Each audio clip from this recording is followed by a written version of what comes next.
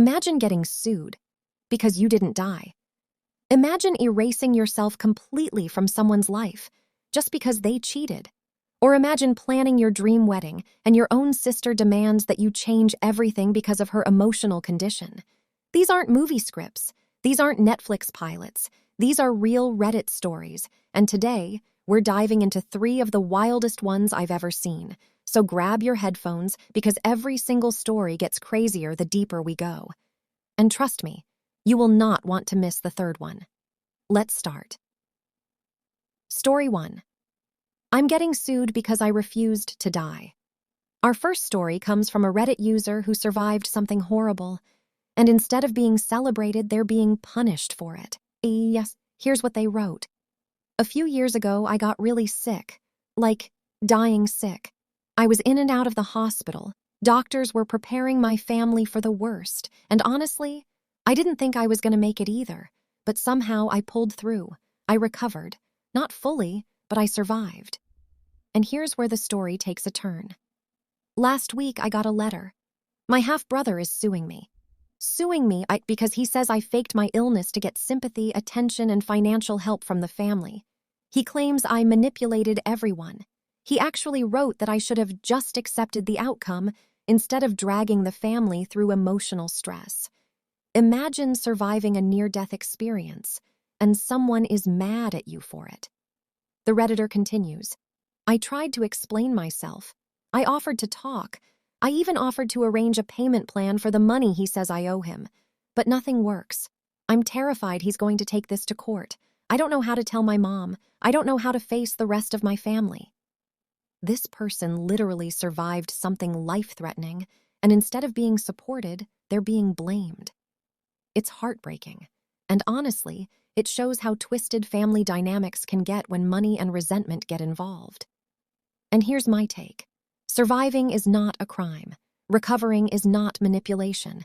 And anyone who weaponizes your trauma against you was never on your side in the first place. Before we move on, I want you to think about this. If you were in this situation, would you fight the lawsuit? Or would you try to make peace just to avoid more pain? Let me know in the comments. Story 2. My boyfriend cheated, so I erased myself from his life.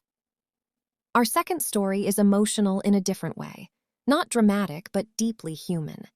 A Reddit user explains how she discovered her boyfriend cheated, but instead of fighting, screaming, confronting him, she chose silence. Here's what she wrote.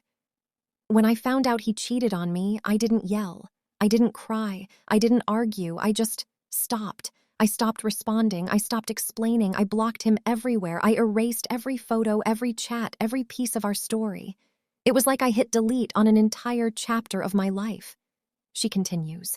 Every time I tried to type something, my hands would shake. Every word hurt. Every memory felt like a cut. So instead of talking to him, I erased myself from his world. I disappeared. And here's the part that hit me the most. It felt empowering. But at the same time, it felt like I was burying someone I used to be. I didn't just lose him. I lost the version of myself that trusted him. This is one of those stories where you can feel both the pain and the strength at the same time. People always say, you need closure. You need to talk it out. You need one last conversation. But sometimes closure isn't a conversation. Sometimes closure is silence. Sometimes closure is walking away without leaving a note.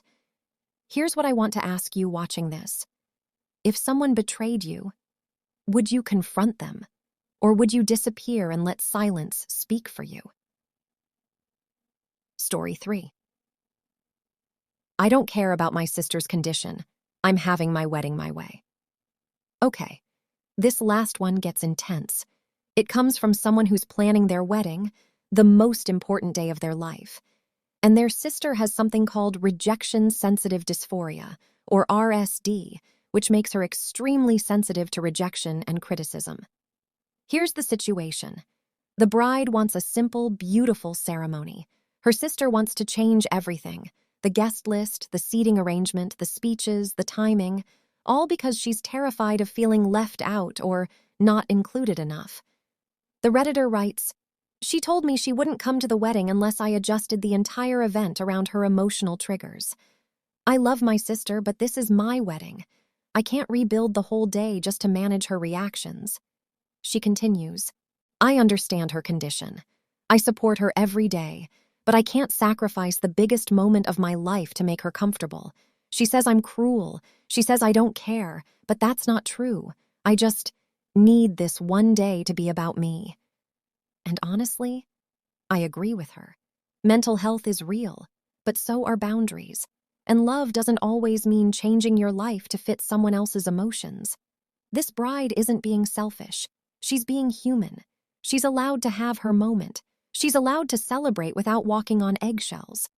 Ask yourself this: have you ever had someone in your life who expected you to change everything for them? And where's the line between compassion and losing yourself? These 3 stories show something powerful. Surviving is strength. Walking away is strength. Setting boundaries is strength.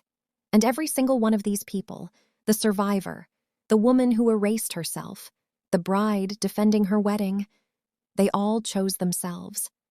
And maybe that's the lesson today. You're allowed to put yourself first, even when others don't understand, even when it hurts, even when people call you selfish. Thank you for watching. If you want more insane Reddit stories like these, hit like, subscribe, and tell me which story hit you the hardest. And if you have a story worth telling, drop it in the comments. I might read it in the next video. See you soon.